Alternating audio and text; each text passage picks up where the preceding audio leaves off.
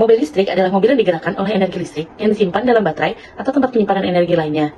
Krisis energi pada tahun 1970-an dan 1980-an pernah membangkitkan sedikit minat pada mobil-mobil listrik. Tetapi pada tahun 2000-an lah para produsen kendaraan menaruh perhatian yang serius pada kendaraan listrik.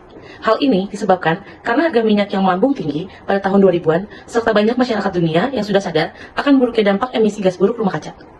Mobil listrik memiliki beberapa kelebihan yang potensial jika dibandingkan dengan mobil bermesin pembakar yang biasa. Yang paling utamanya adalah mobil listrik tidak menghasilkan emisi kendaraan bermotor. Selain itu, mobil jenis ini juga mengurangi emisi gas rumah kaca karena tidak membutuhkan bahan bakar fosil sebagai penggeraknya. Keuntungan lainnya ialah mobil listrik tidak menimbulkan polusi suara karena dapat bermanfaat bagi lingkungan.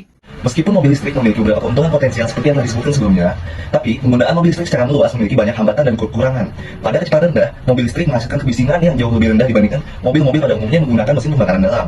Sehingga orang-orang buta dan orang-orang yang memiliki masalah dengan penglihatannya akan kesulitan karena mereka umumnya menggunakan suara kebisingan dari kendaraan untuk membantu mereka menyeberangi jalan. Sehingga mobil listrik dan mobil hibrida memunculkan bahaya laten.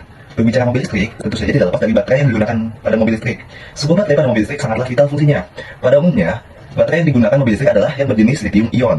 Tipe baterai ini adalah baterai yang banyak digunakan pada alat elektronik seperti smartphone dan lain-lainnya.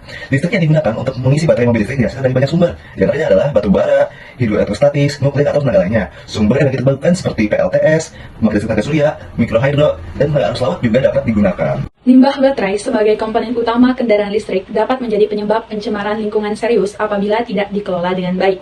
Riset dan studi yang dilakukan Badan Riset dan Inovasi Nasional atau BRIN menemukan potensi limbah yang perlu diwaspadai. Tidak hanya baterai bekas pakai, melainkan juga limbah dari proses produksi baterai, serta limbah dari proses daur ulang baterai yang mengandung logam berat dan bahan kimia berbahaya. Baterai kendaraan listrik umumnya menggunakan baterai lithium-ion atau LIB yang terdiri atas katoda, anoda, elektrolit, separator, dan berbagai komponen lainnya.